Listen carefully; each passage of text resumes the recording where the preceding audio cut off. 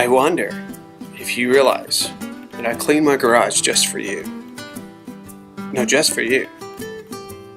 No, I'm serious, it's just for you. Okay, yeah, I did need some space. And it is starting to get a little cooler outside, so you caught me.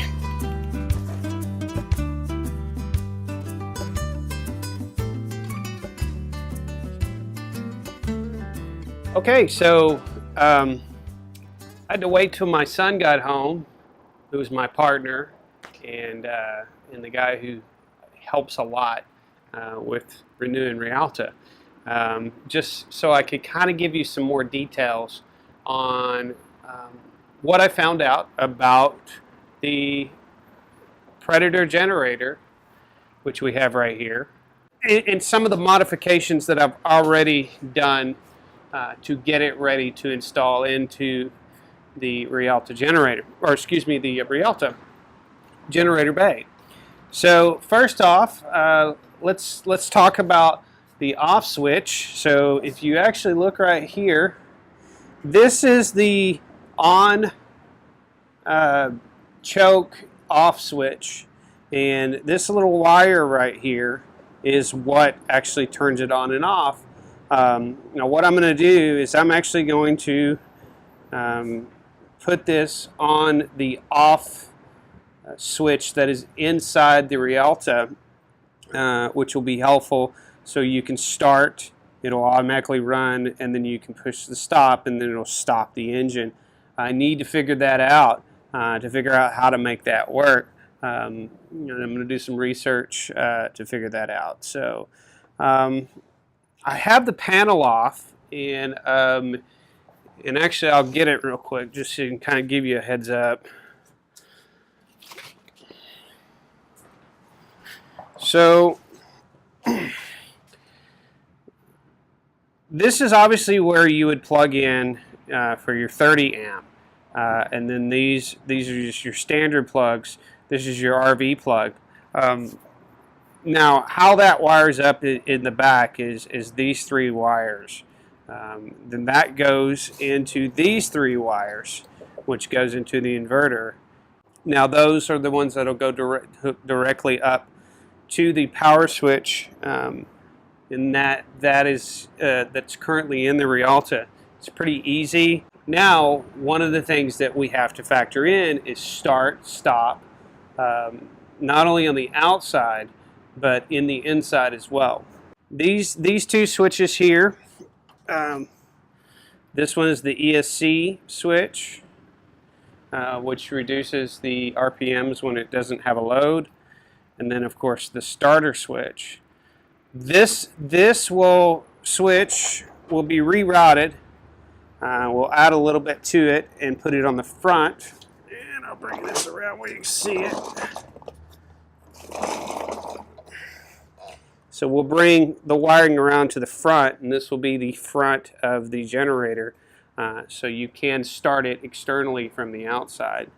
And then I will also have a stop switch out as well. I would like to put those on a rocker where it's a start, run in normal, and then the off switch. I think that's the best way to do it, just because it just makes more sense to me of what that would do. So now the other thing is, and one of the things we talked about is using this pump. I will then wire these up onto the generator itself, so that way it's running while the generator is running. And one of the things that I'm going to have to do is figure out how to, when I hit the start button as well, how to get it to run. That's actually pretty easy. The one that's not so easy is figuring out where to put the secondary power while it's running, since obviously your finger's not going to be on the start button. But being able to get it to run and start is going to be very, very easy because all you have to do is just hook it directly up to the solenoid, which starts the starter.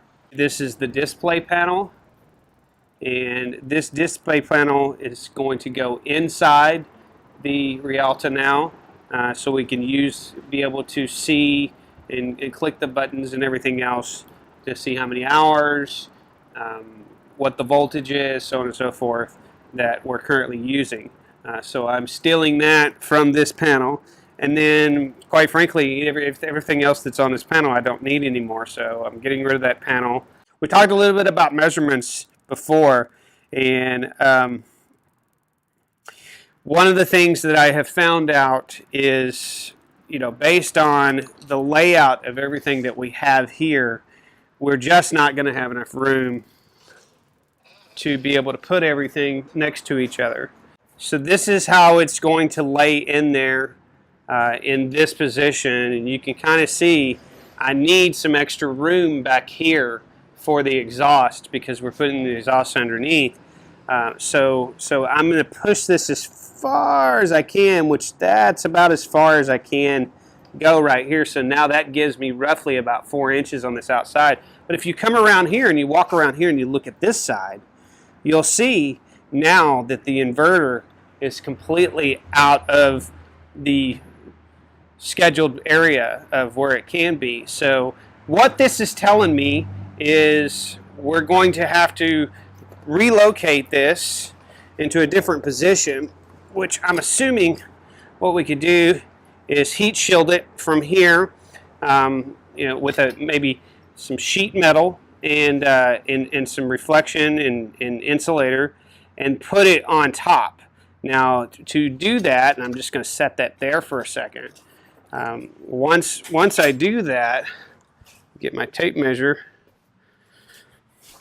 If you remember, we've got roughly 17 inches that we can use, and that 17 inches starts at the bottom of this motor mount right here. So by doing so, you can look, 17 inches is here. We have plenty of room that you're going to be able to lift it up and put it into place. So, and of course, the further it is up above it, the more away it's going to be from the heat. So we'll probably put it somewhere like right there on a mount that I'll weld to it. Originally, I was thinking about doing maybe some square tube or maybe some C-channel or something like that underneath, and then either that or angle iron into a square. But I mean, it's really something I just don't think it's necessary structure-wise. So what I've decided to do is I've got these two pieces of angle iron, and so what they're going to do is they're then going to mount underneath, and then the motor mounts will actually go right here in each one of these pieces, and then at the very end, what we'll do is we'll put another hole here and another hole on the end, and then as you lift it up, you will be able to mount it to the Rialta. This also gives us a kind of an area of separation here that's kind of protected. I'll put a piece of sheet metal on the top of it, roughly 16 gauge sheet metal on top of it to separate and to help with weather protection and any debris that may be coming off the road from getting into the generator itself. But the other thing is this now gives us the opportunity to then place the exhaust system underneath, as we had talked about, since it can't go on the outside. And so this will then be mounted at the bottom, since you've got your motor mount here, and then you've got your attachment points here and here. You'll be able, I'll add another bracket to this side, so that way it attaches to this piece of angle iron, which is perfect. This is absolutely perfect. And then we'll be able to then attach this, and then it'll come, the pipe will come from here, it'll go down, it'll come underneath, and then it'll attach to this piece of pipe right here. So last thing that we'll talk about a little bit here is this little thing here. Obviously, if you have a Predator, you know that when you first start it, the first thing you have to do is put it over into start mode, and then once it kicks over and everything else, then you turn it back over, and you can see what this does when you put it in start mode. Like, this is start mode right here. So that actually keeps it, gets it started, but it won't continue to run there, because what it is it's obviously choking too much. So one of my solutions, and one of the things that I was thinking about doing, is putting a actual car door actuator. I'll mount that right here. Obviously, it'll have to be below the inverter. And then as you push the start button, the actuator will start as well, and it'll pull this back to start the engine, and then once you let go of the start button, it'll let go. And then that will help with what's needed. Now, a lot of people have asked, well, okay, Matt, once it's warm, aren't you going to overchoke it? Well, that is a good question, but quite frankly, it's so fast when you start it, and if it's warm, it's going to start pretty quick. So if you push that button, it's vroom, and it's going to immediately start. As soon as you let go of the start button, it's going to go away anyhow.